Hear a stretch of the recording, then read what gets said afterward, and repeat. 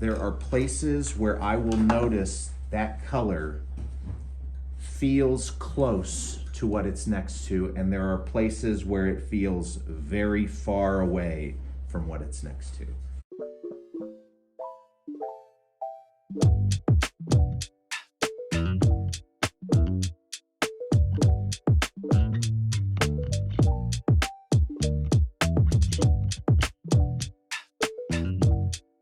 What I have here is just titanium white. I have ivory black. I maybe have ivory black. I have ivory black. And I have burnt sienna.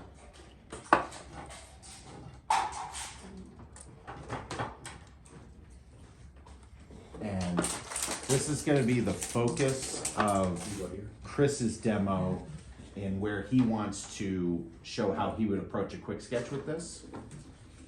I think the first thing to kind of identify is just sort of understanding what the strings of these are. And what I mean by strings is purely a value structure component. So I'm gonna take this and start to kind of mix it down.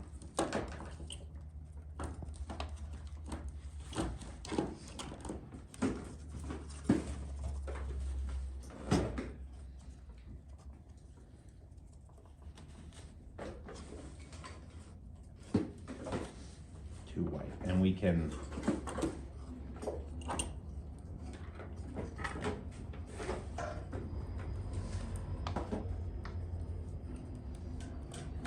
get as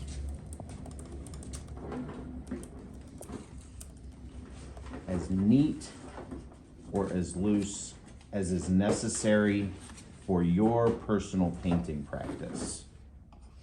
What I'm doing here is I'm kind of identifying a string of about 4 or 5 really clear steps, just so that mentally I kind of know where I am in the value structure of things.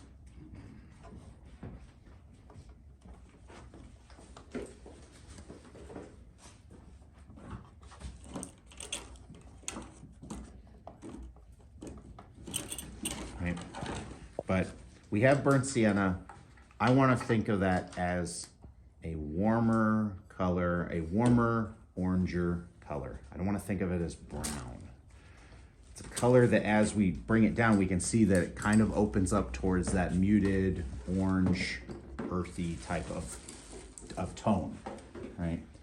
Now with black, we're gonna have something a little bit different, because black and blue are what are both known in my mind as bluing agents. B-L-U-E, bluing agents. And I bring that up because when you start to thin them out over any type of surface, they start to halo blue. You can even see it in wiping off this palette. We start getting this cooler kind of bluer tone by the stain that happens there. They don't just make things lighter, they actually make things cooler and bluer. So when I think about in a painting, if I start moving towards color, I'm gonna start to think like, oh, I start adding white to it. Why is my yellow going green? It doesn't have that sunlight, warm burst of, heat coming off of it like I see on the sunrise or the sunset. I don't get what's going on. If I'm pumping white into it, I'm also pumping blue into it. I have to kind of optically think of it that way.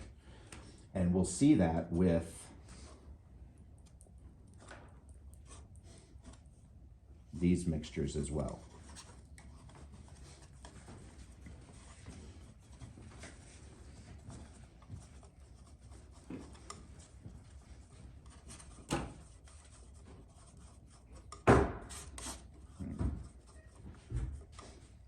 I'll even grab one more.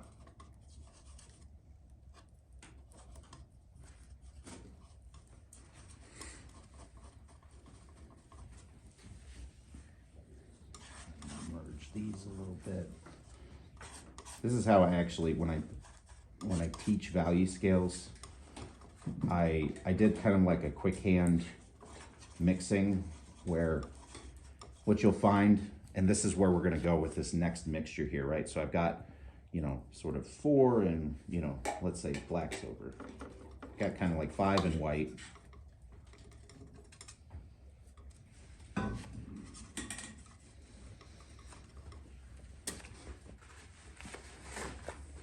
When we think about mixing things equally, we have to think about mixing things optically equally, not proportionally equally. Because if I go half black and half white, I don't get 50% gray. I get something that actually is a little bit more in the realm of like 75% gray. And then if I mix it with the same amount of white again, I get something that's closer to half, maybe a little lighter than half. So when I actually mix up values, if I understand sort of the strength of my color and I wanted to get a bunch of different values of that same color, I could kind of have in my head what the proportions are for that particular tinting strength is what it's known as.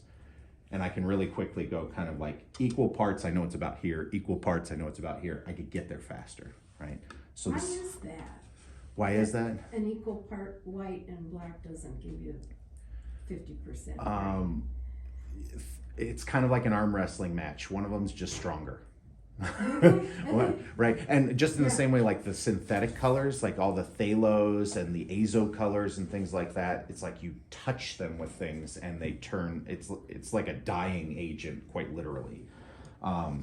So you touch them with color and all of a sudden everything's the same color, right? And so what it ultimately has to do with, hey, good morning.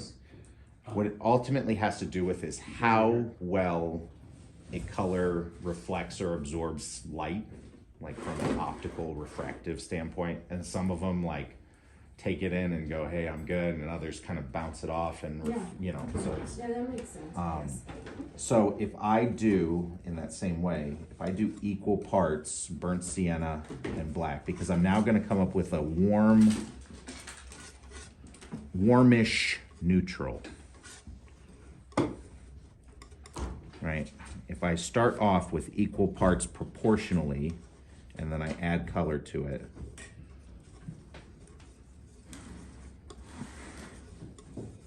we can sort of see whether it's like more orangish, more burnt sienna-ish, more bluish, more ivory blackish. And in this case, I might be inclined to just do a little bit more black to create something that is sort of optically in between the two of these colors.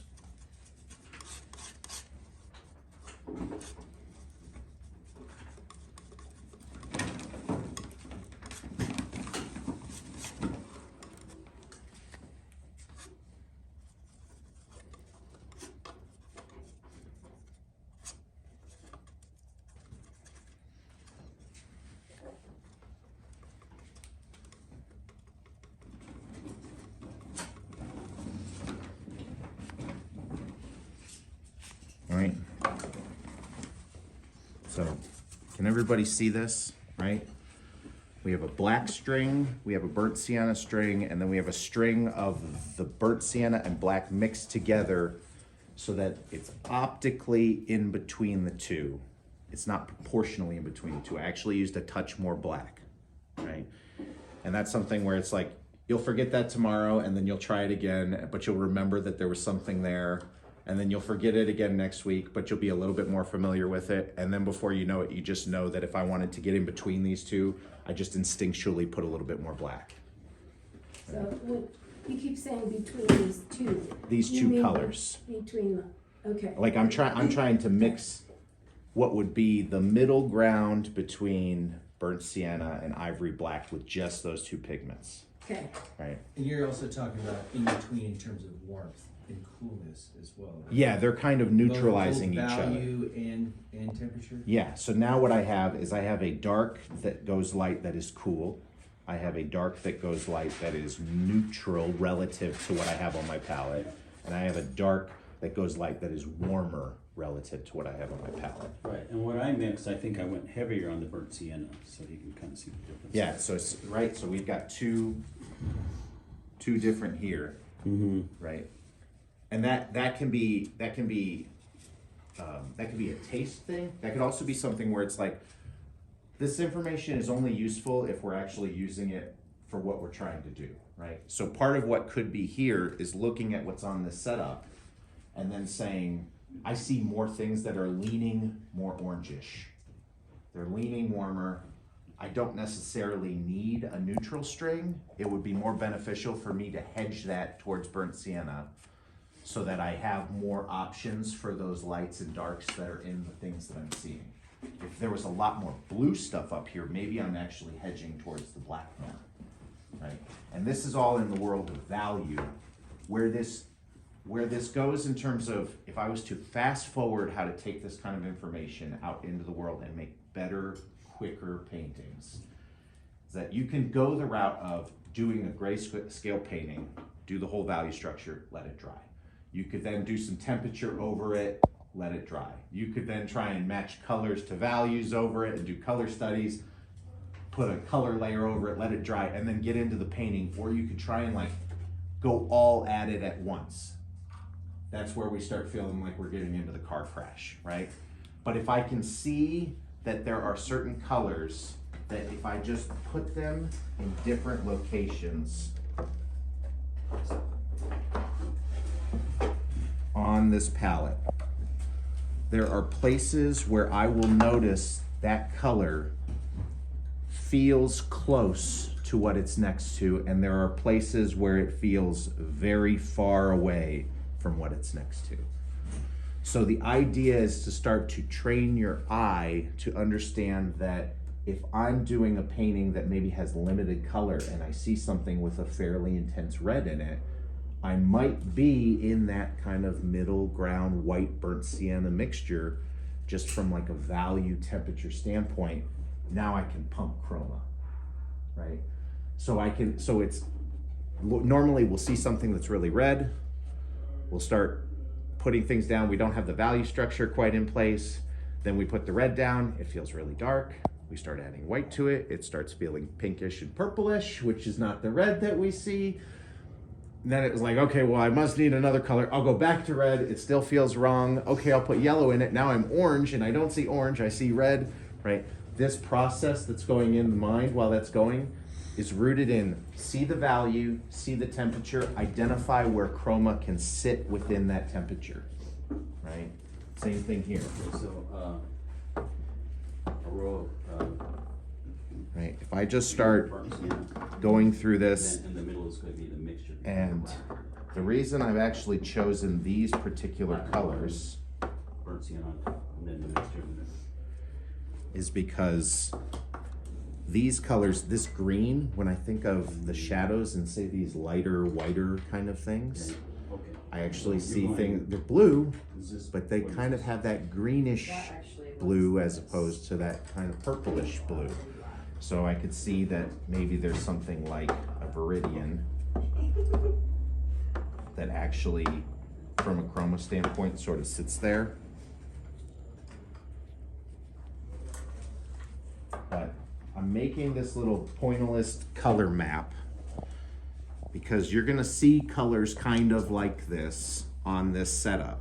And there's places where those colors sit on the value structure in terms of burnt sienna white, black and white, burnt sienna black and white, right? Those three strings that we have.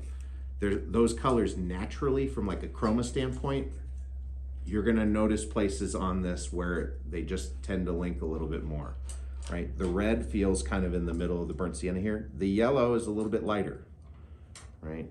The blues are feeling really good over here. They're even feeling good in the neutral area. The greens are a little bit cooler. They're feeling better with the black, right? It gives you a little bit of a hedge to understanding that I'm training my eye to see value and temperature in certain areas where I'm noticing color in these objects, right? So we squint, we look at value, but then we can start to find where appropriate color happens within those value structures, right? So we can let the full strength of the color exist, or we can start mixing down more practically. And then this afternoon, we'll talk a little bit more about mixing down more practically.